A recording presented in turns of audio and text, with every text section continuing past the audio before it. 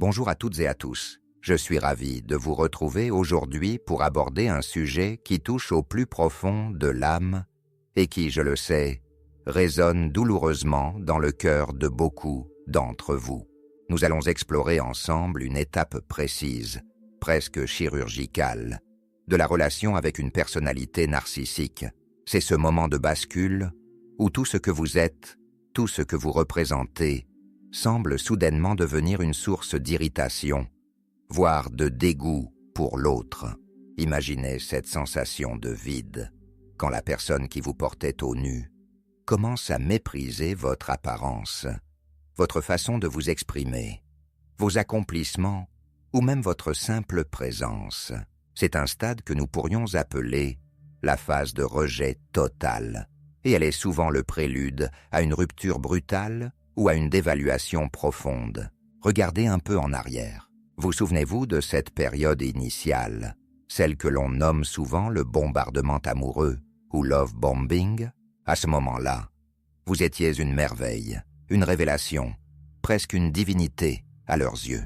Le narcissique vous regardait avec des yeux brillants, vous plaçant sur un piédestal si haut que vous en aviez presque le vertige. Il ou elle aimait votre dynamisme, votre cercle d'amis, votre empathie naturelle. On vous disait des phrases comme « J'adore ta façon de parler à tout le monde. Tu es si solaire. Tu as un don pour mettre les gens à l'aise. » Ou encore « Je n'ai jamais rencontré quelqu'un d'aussi pur que toi. » C'était grisant, n'est-ce pas? Vous aviez enfin trouvé quelqu'un qui appréciait votre véritable valeur, quelqu'un qui semblait combler toutes vos attentes émotionnelles. Mais alors, que s'est-il passé? Pourquoi ce même individu, qui se vantait de votre intelligence auprès de ses proches, commence-t-il soudainement à vous reprocher de trop parler, d'être trop sensible, ou même de respirer trop fort à côté de lui? C'est là que le piège se referme avec une cruauté inouïe. Ce revirement n'est pas le fruit du hasard, et ce n'est certainement pas de votre faute, même si l'on tente de vous en convaincre jour après jour. Dans l'esprit d'un narcissique, vous n'êtes pas une personne autonome avec des qualités et des défauts, mais un objet transitionnel, un supplément destiné à remplir un vide intérieur béant et terrifiant. Au début, vous étiez l'objet parfait, le miroir poli qui renvoyait une image glorieuse de lui-même. Mais la réalité finit toujours par reprendre ses droits. Vous avez des besoins, vous avez des limites, vous avez des jours de fatigue, et surtout, vous avez une existence propre qui ne tourne pas exclusivement autour de ses désirs et de son ego. C'est à cet instant précis que le narcissique commence à percevoir ce qu'il appelle des failles. Mais sachez une chose fondamentale, ce qu'il considère comme une faille est souvent votre plus grande force, ce petit supplément d'âme qu'il ne pourra jamais posséder. Prenons un exemple concret pour illustrer cette dévaluation. Disons que vous êtes une personne très empathique, toujours prête à aider les autres. Au début, cette qualité était perçue comme une douceur infinie, une noblesse de cœur. Aujourd'hui, elle est qualifiée de naïveté, de bêtise ou de faiblesse. Si vous avez du succès dans votre travail, ce qui était autrefois une source de fierté partagée devient une menace insupportable. Le narcissique ne supporte pas que la lumière soit braquée sur quelqu'un d'autre que lui, car dans son monde, il n'y a de place que pour un seul soleil. Alors, il va commencer à saboter votre confiance de manière insidieuse. Il va critiquer votre tenue juste avant une réunion importante pour vous déstabiliser ou minimiser vos victoires en disant que n'importe qui avec un peu de chance aurait pu le faire. C'est un processus d'érosion lente, une tentative délibérée de vous réduire, de vous ratatiner psychologiquement pour qu'il puisse continuer à se sentir grand sur vos décombres. Vous savez quoi? Le plus déroutant dans cette phase, c'est la rapidité avec laquelle le masque tombe, révélant un visage que vous ne reconnaissez plus. On peut passer d'une soirée idyllique, pleine de promesses, à un réveil glacial, empreint d'une hostilité muette. Vous vous réveillez un matin et vous sentez que l'air a changé dans la chambre. Le regard est différent, plus dur, plus distant, presque vitreux, si vous posez la question, si vous demandez avec douceur ce qui ne va pas. La réponse sera invariablement tournée contre vous, avec une violence verbale ou un silence punitif. « Tu as changé », te dira-t-on. « Tu n'es plus la personne que j'aille rencontrer. Tu es devenu aigri, compliqué. » C'est une forme de manipulation psychologique extrêmement puissante, le gaslighting, car elle vous pousse à l'introspection forcée. Vous commencez à chercher en vous ce que vous auriez pu faire de mal. Vous analysez vos moindres paroles, vos moindres gestes, vous relisez vos messages pour y trouver une erreur. Vous entrez dans une spirale de culpabilité dévastatrice, alors que le problème réside entièrement dans l'incapacité de l'autre à gérer ses propres insécurités et son instabilité émotionnelle chronique. C'est ici qu'apparaît souvent un phénomène dévastateur, la campagne de dénigrement ou smear campaign, pour justifier son rejet futur et se donner le beau rôle. Le narcissique commence à distiller des mensonges ou des demi-vérités à votre sujet auprès de votre entourage commun. Il se pose en victime. Il dira à vos amis, avec un air faussement inquiet, « Je m'inquiète pour elle.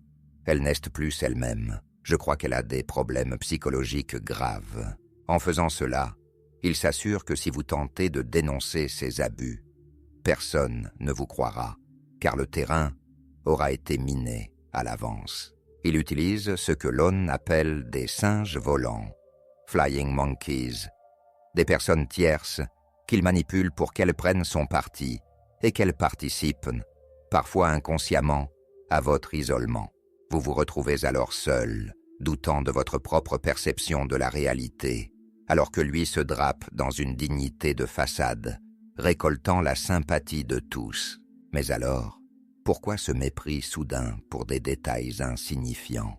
Pourquoi votre rire, qui était autrefois une mélodie à ses oreilles, devient-il soudainement insupportable, qualifié de trop bruyant ou de vulgaire? La vérité, c'est que le narcissique déteste la façon dont vous le faites se sentir à ce moment-là.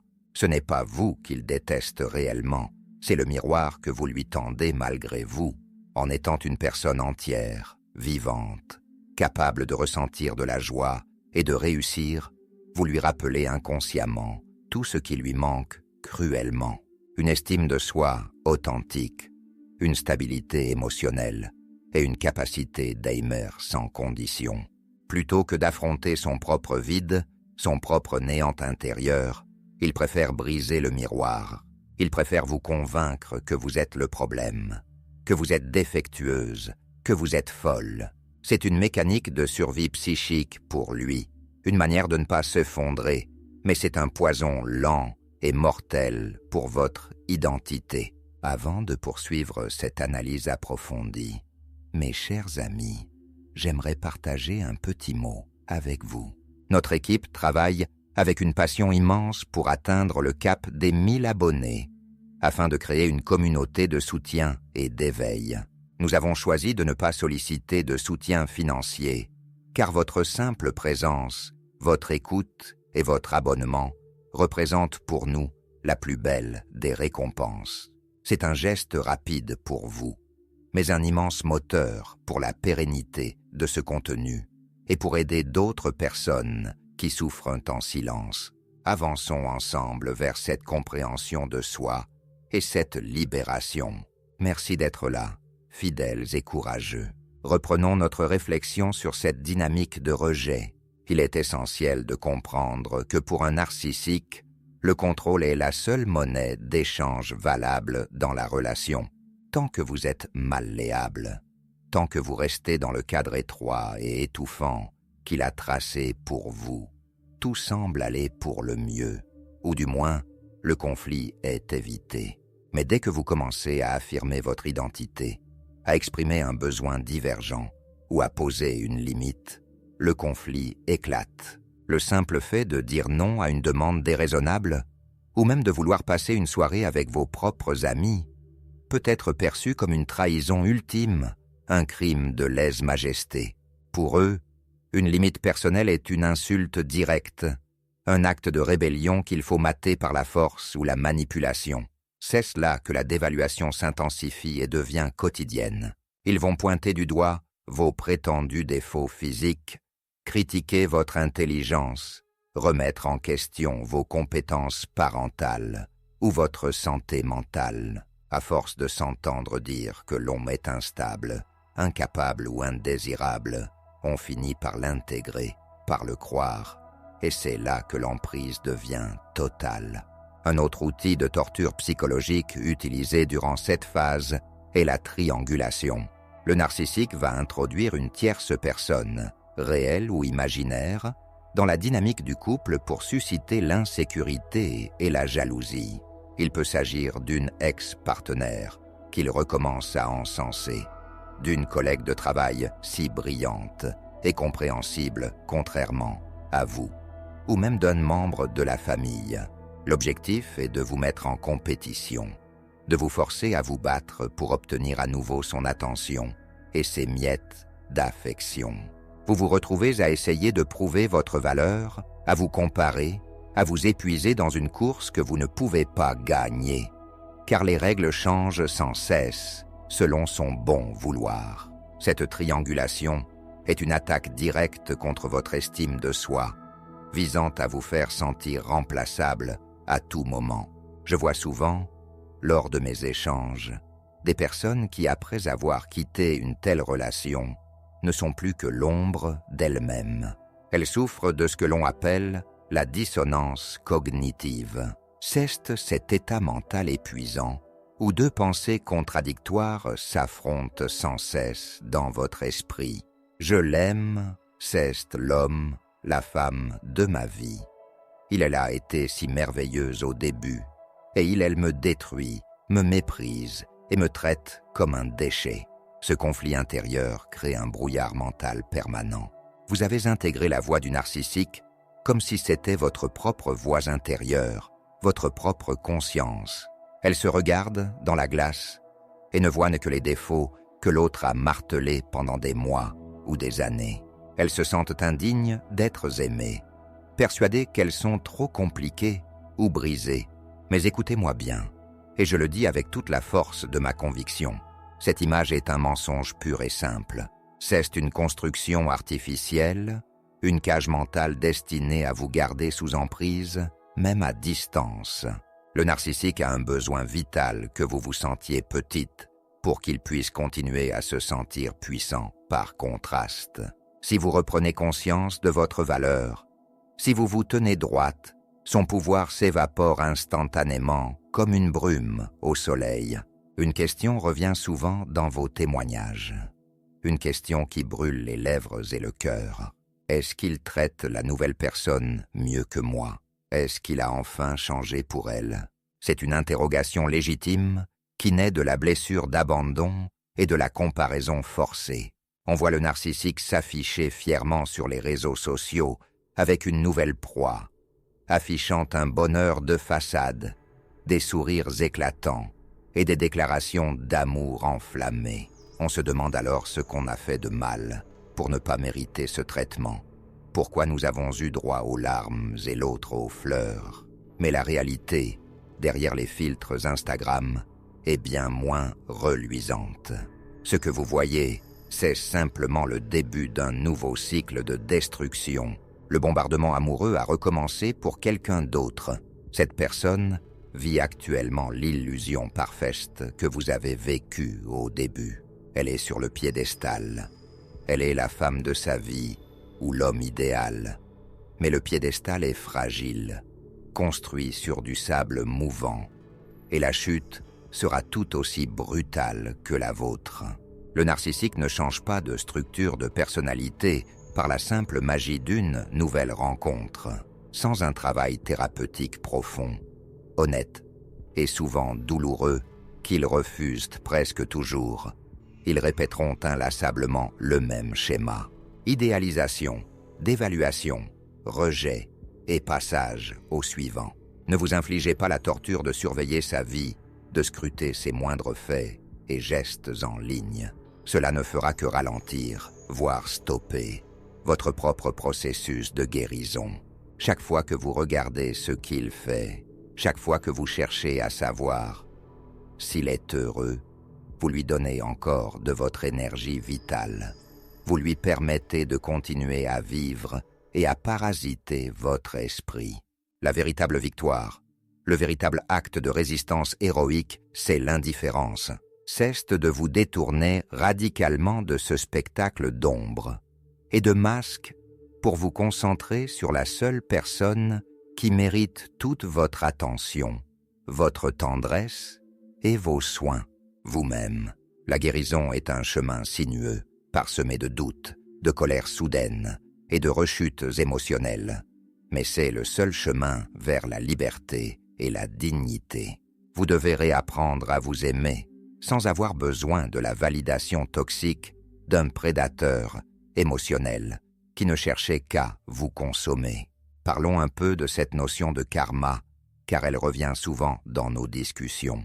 Souvent, dans la douleur, on espère une justice immédiate. On veut que l'autre ressente la douleur qu'il nous a infligée. On veut qu'il soit démasqué aux yeux du monde. Mais le karma, dans ce contexte psychologique, n'est pas forcément une punition spectaculaire ou un coup du sort. Le véritable karma du narcissique, c'est son incapacité chronique et pathologique à connaître la paix intérieure, la sérénité et l'intimité véritable. Il est condamné, par sa propre structure, à errer de relation en relation, cherchant désespérément à remplir un tonneau des Danaïdes émotionnelles. Sa vie est une fuite en avant permanente contre l'ennui, contre la solitude et surtout contre la confrontation avec son propre moi, qu'il déteste au fond. Votre bonheur futur, votre reconstruction solide et votre capacité à aimer à nouveau de manière saine et équilibrée, voilà votre plus belle revanche. En retrouvant votre lumière, en riant à nouveau de bon cœur, vous prouvez que ces tentatives de vous éteindre ont lamentablement échoué. Il arrive un moment béni dans la reconstruction où l'on comprend enfin que tout ce mépris, toutes ces insultes, toutes ces critiques acerbes n'étaient qu'une vaste projection. Quand il vous disait que vous étiez égoïste parce que vous preniez une heure pour vous, il parlait de son propre égoïsme démesuré. Quand il vous accusait de mentir ou d'être infidèle sans aucune preuve, il décrivait ses propres agissements et ses propres pensées. C'est une révélation libératrice. Une fois que vous avez décodé le langage narcissique, une fois que vous avez compris que tu es folle, signifie en réalité « je n'arrive plus à te manipuler ». Ces attaques perdent tout leur poids, toute leur substance. Elles deviennent les cris impuissants et pathétiques d'un enfant frustré qui n'a jamais appris à gérer ses émotions autrement que par la destruction de l'autre. Vous n'êtes plus la cible, vous n'êtes plus la victime, vous êtes simplement le témoin lucide d'un dysfonctionnement grave qui ne vous appartient pas et dont vous n'êtes pas responsable. Il faut aussi mentionner la technique du hoovering, l'aspiration. Parfois, après la phase de rejet, quand le narcissique sent que vous commencez à lui échapper ou qu'il n'a pas trouvé de source de remplacement satisfaisante, il revient. Il redevient soudainement cette personne charmante du début. Il s'excuse, il pleure, il promet de changer, il vous offre des cadeaux ou des promesses de futurs radieux. C'est un piège. Il ne revient pas par amour, mais parce qu'il a besoin de reprendre le contrôle. Si vous cédez, la phase de dévaluation qui suivra sera encore plus rapide et plus violente que la précédente. Apprenez à reconnaître ce mécanisme pour ne plus vous laisser aspirer dans le tourbillon. Je sais que certains d'entre vous se sentent encore piégés dans cette toile d'araignée, que ce soit pour des raisons financières, familiales, ou à cause de ce lien traumatique si difficile à briser. La sortie n'est pas toujours simple. Elle demande parfois du temps, de la stratégie et une patience infinie envers soi-même. Mais elle commence toujours par une prise de conscience. Identifiez les moments où l'on tente de vous manipuler par la peur, l'obligation ou la culpabilité, le fameux foguet. Fear, obligation, guilt. Observez les schémas qui se répètent. les cycles de tension et d'accalmie. Ne rentrez plus dans les justifications infinies. Ne cherchez plus à convaincre. Expliquez votre point de vue, vos sentiments, ou votre douleur à un narcissique. C'est comme essayer d'écrire un poème sur la surface de l'eau pendant une tempête. C'est une dépense d'énergie colossale et totalement inutile. Gardez cette force précieuse pour construire votre plan de sortie, pour renforcer vos alliances avec des personnes saines qui vous croient et pour protéger votre santé mentale et physique. La reconstruction passe aussi, et on l'oublie trop souvent, par le corps. L'abus émotionnel prolongé laisse des traces physiques profondes. Votre système nerveux est en état d'alerte permanent, saturé de cortisol et d'adrénaline. Cela se manifeste par une fatigue chronique, des tensions musculaires inexpliquées, des troubles du sommeil, des problèmes digestifs ou un brouillard mental persistant. Votre corps a encaissé les chocs que votre esprit essayait de rationaliser. Réappropriez-vous votre enveloppe charnelle. Pratiquez la respiration profonde, la méditation ou le yoga pour calmer ce système nerveux traumatisé. Faites du sport, marchez en forêt, mangez des choses qui vous font du bien. Redécouvrez le plaisir des sens sans la surveillance constante et le jugement d'une juge sévère et injuste. Vous avez le droit d'exister, de prendre de la place, de respirer à plein poumon sans demander la permission. Personne, absolument personne, n'a le droit de vous dicter votre valeur ou de limiter votre horizon.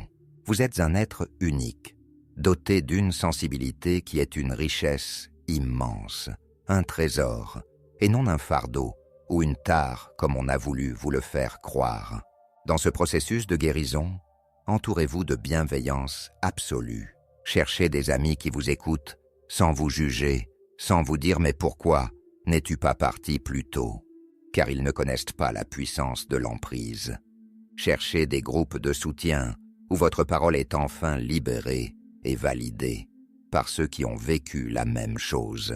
Consultez un professionnel, un psychologue ou un coach qui comprend réellement les dynamiques complexes de la manipulation perverse. Ne restez pas seul avec vos doutes et vos cauchemars. Le silence est l'allié le plus fidèle de l'abuseur. C'est dans l'ombre qu'il prospère. En parlant, en mettant des mots précis sur l'innommable, vous brisez les chaînes de l'isolement et vous commencez à dissoudre le pouvoir du narcissique.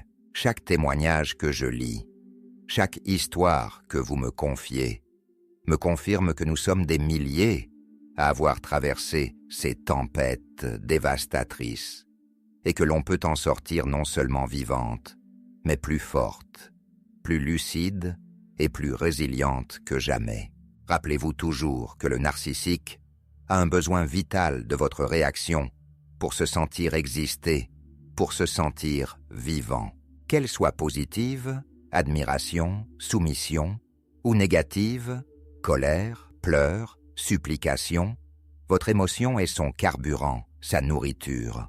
En devenant ce qu'on appelle une pierre grise, The Grey Rock Method, c'est-à-dire en devenant neutre, ennuyeuse, en ne lui offrant plus aucune prise émotionnelle, vous devenez soudainement inintéressante à ses yeux. C'est une stratégie de protection et de désengagement très efficace. Répondez par des oui, des non, déceste ton opinion. Soyez factuel, soyez brève, ne partagez plus rien de votre monde intérieur, de vos rêves ou de vos peurs.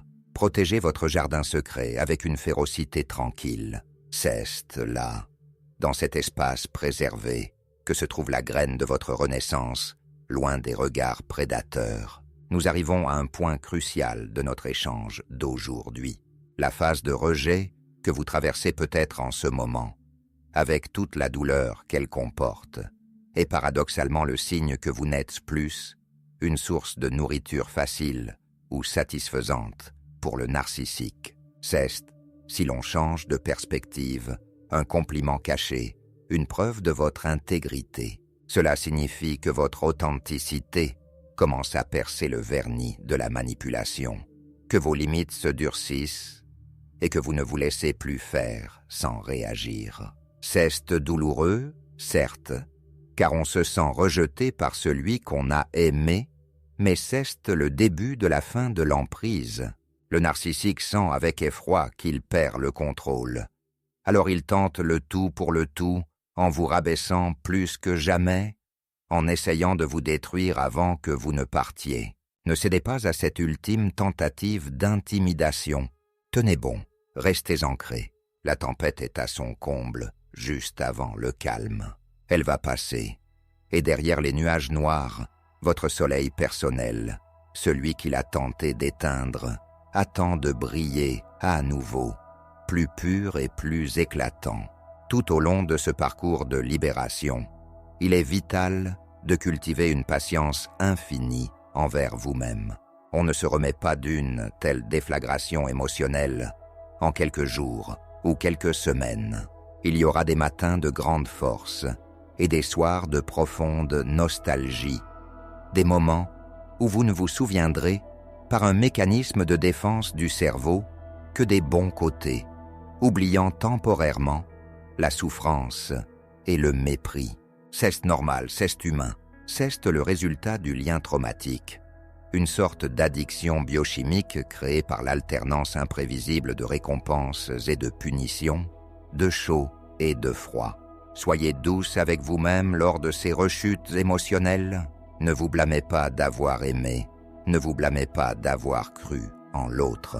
C'est votre capacité d'Aimer qui est belle, c'est son incapacité à la recevoir qui est tragique. Relisez vos notes, repensez aux moments de mépris gratuit pour vous rappeler la réalité des faits quand le brouillard de la nostalgie vous envahit.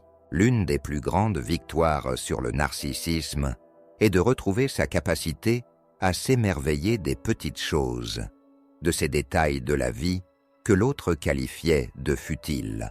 Un coucher de soleil dont vous pouvez enfin profiter sans entendre une remarque désobligeante, une conversation sincère et légère avec un ami, le silence apaisant d'une soirée en solitaire où vous vous sentez enfin en sécurité chez vous.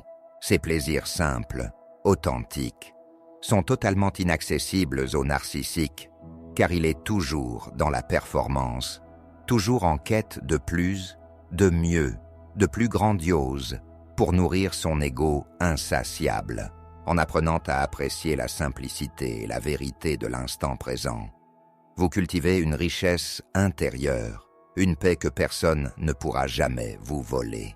C'est là que réside votre véritable puissance, votre invulnérabilité. Je voudrais aussi aborder la question si délicate et douloureuse de la parentalité, si vous avez des enfants avec une telle personne. C'est sans doute le défi le plus complexe et le plus long. Le narcissique utilisera souvent les enfants comme des pions, des messagers ou des instruments de chantage pour continuer à vous atteindre, pour continuer à vous faire souffrir par procuration. Il peut pratiquer l'aliénation parentale ou essayer de vous faire passer pour le mauvais parent devant eux. Dans ce cas, la règle d'or, votre phare dans la tempête, est d'être le parent stable, aimant, cohérent et prévisible. On parle parfois de parentage parallèle plutôt que de coparentalité, car cette dernière est impossible avec un narcissique. Vous ne pourrez pas contrôler ce qui se passe ou ce qui se dit chez l'autre parent, et essayer de le faire vous épuisera. Mais vous pouvez faire de votre foyer un sanctuaire, un havre de paix et de vérité. Montrez-leur, par vos actes quotidiens, ce qu'est une relation saine, basée sur le respect et l'écoute. Donnez-leur les outils intellectuels et émotionnels pour développer leur propre esprit critique. Avec le temps, en grandissant, ils verront de même la différence flagrante entre l'amour conditionnel, manipulateur de l'un, et l'amour véritable, inconditionnel de l'autre. N'oubliez jamais, dans les moments où vous vous sentez flancher, que vous avez survécu à 100% de vos pires journées. Vous avez une force intérieure, une résilience que le narcissique a tenté de s'approprier parce qu'il en était dépourvu. Le fait même que vous soyez ici, à écouter ces mots, à chercher à comprendre, prouve que vous êtes en quête de solutions, que vous refusez de rester une victime passive. Vous êtes une chercheuse de vérité, une combattante de l'ombre qui marche vers la lumière. Et cette vérité, même si elle est parfois amère au début, finit toujours par rendre libre. Le chemin vers la guérison complète peut sembler long, comme une montagne à gravir, mais chaque pas, aussi petit soit-il, compte. Chaque jour où vous choisissez de vous respecter, chaque jour où vous ne répondez pas à une provocation, est une victoire éclatante sur l'ombre. Dans les moments de doute profond, quand la voix de l'autre résonne encore dans votre tête pour vous dire que vous n'êtes rien, rappelez-vous que le mépris de l'autre n'est que le reflet fidèle de sa propre misère intérieure. Un être épanoui, équilibré et réellement heureux n'a aucun besoin, aucune envie de rabaisser, de humilier ou de détruire les autres. La méchanceté gratuite est toujours, sans exception, un aveu d'impuissance et de souffrance mal gérée. En comprenant cela de manière viscérale, vous changez radicalement de perspective. Vous ne voyez plus un géant menaçant et tout-puissant, mais un individu blessé, dysfonctionnel et immature qui essaie désespérément de se donner de l'importance en écrasant ce qui l'entoure. Cela ne signifie pas qu'il faut l'excuser, le plaindre ou rester pour le sauver. On ne sauve pas quelqu'un qui ne veut pas l'être, mais cela permet de se détacher émotionnellement et de ne plus prendre ses attaques personnellement. La vie après le narcissisme n'est pas seulement possible, elle est souvent bien plus belle, plus profonde et plus vibrante que ce que vous pouviez imaginer au milieu du chaos. Vous allez redécouvrir des passions que vous aviez abandonnées. Pour ne pas faire d'ombre à l'autre, vous allez reprendre des études, voyager ou simplement fleurir là où vous êtes. Vous allez rencontrer des personnes lumineuses qui vous apprécient pour votre essence même, sans condition, sans jeu de pouvoir. Vous allez apprendre à poser des limites claires, saines et non négociables, ce qui agira comme un filtre naturel pour éloigner les personnalités toxiques de votre futur. C'est une véritable nouvelle naissance, une opportunité sacrée de construire une vie enfin alignée avec vos valeurs les plus profondes et votre vérité intérieure. Prenez le temps nécessaire pour vous reconnecter à votre intuition. Cette boussole intérieure que vous avez peut-être étouffée ou ignorée pendant si longtemps, pour complaire à l'autre ou pour éviter les crises, elle est toujours là. Elle ne vous a pas quitté. Elle sait ce qui est bon pour vous. Elle sait qui est digne de votre confiance. Apprenez à l'écouter à nouveau, à faire confiance à ce petit murmure au creux de votre ventre. Elle sera votre guide le plus sûr pour la suite de votre voyage terrestre. Faites-vous confiance, car vous avez toutes les ressources, toute la sagesse et toute la force en vous pour surmonter cette épreuve initiatique et transformer cette douleur immense en une sagesse rayonnante. Alors que nous approchons de la fin de notre échange, je voudrais vous laisser avec quelques conseils pratiques, des outils concrets pour votre quotidien de reconstruction. Ils sont là pour vous soutenir, comme des petites balises lumineuses sur votre chemin. Pour commencer, apprenez à observer les signes avant-coureurs, les red flags, sans jamais plus vous voiler la face par désir d'être aimé. Si vous sentez, même de manière ténue, que quelqu'un essaie de vous isoler de vos proches, critique systématiquement vos réussites ou pratique le chaud et le froid, faites confiance à votre malaise immédiat. Ce sentiment de marcher sur des œufs est votre système d'alarme naturel qui vous prévient d'un danger imminent pour votre intégrité. Observez aussi comment cette personne traite les gens inférieurs à elle, comme les serveurs ou les employés de service. C'est souvent un miroir de la façon dont elle vous traitera, une fois le masque tombé. Ensuite, cultivez l'art de la limite ferme mais calme.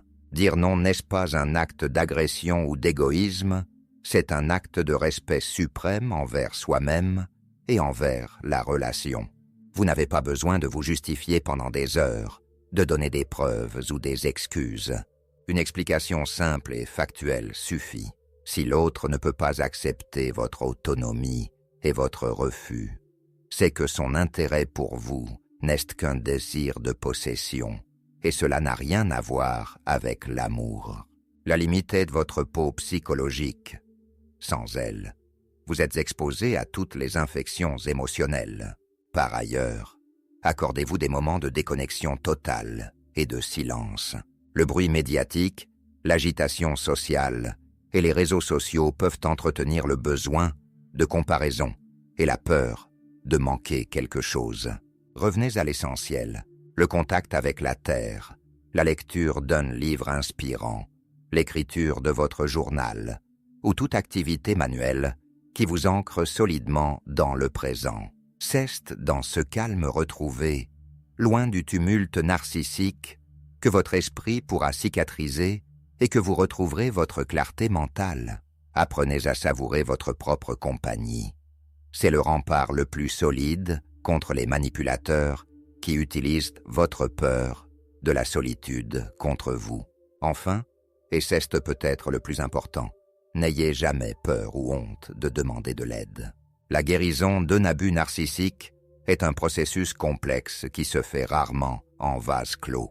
Que ce soit auprès d'un thérapeute spécialisé, d'un médecin ou d'un groupe de parole, partagez votre vécu avec ceux qui comprennent la mécanique de l'emprise est un accélérateur de rétablissement inestimable. Vous n'êtes pas seul, vous n'êtes pas la première à traverser cela, et il n'y a aucune honte à avoir été la cible d'une manipulation experte. Votre vulnérabilité d'hier est votre force de demain.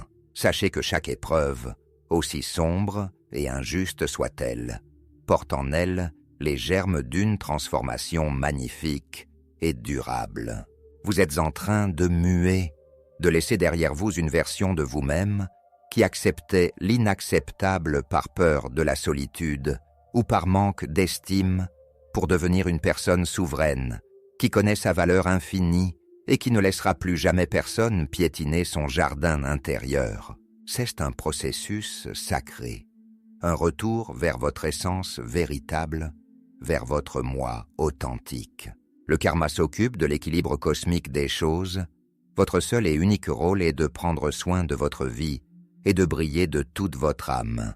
Je vous remercie du fond du cœur pour votre écoute attentive et pour la confiance que vous me témoignez. C'est un honneur et une mission pour moi de vous accompagner sur ce chemin de conscience, de guérison et de libération totale. Prenez grand soin de vous. Traitez-vous avec la même compassion, la même patience et la même tendresse que vous offririez à votre meilleur ami ou à un enfant chéri. Vous méritez le meilleur de la vie. Vous méritez une paix profonde, une joie sincère et un amour qui élève au lieu de détruire. On se retrouve très bientôt pour continuer cette exploration et cette reconstruction ensemble. D'ici là, restez forts, restez authentiques, gardez la tête haute et n'oubliez jamais que votre lumière intérieure est votre plus grande force et qu'aucune ombre ne pourra jamais l'étouffer définitivement. À très vite.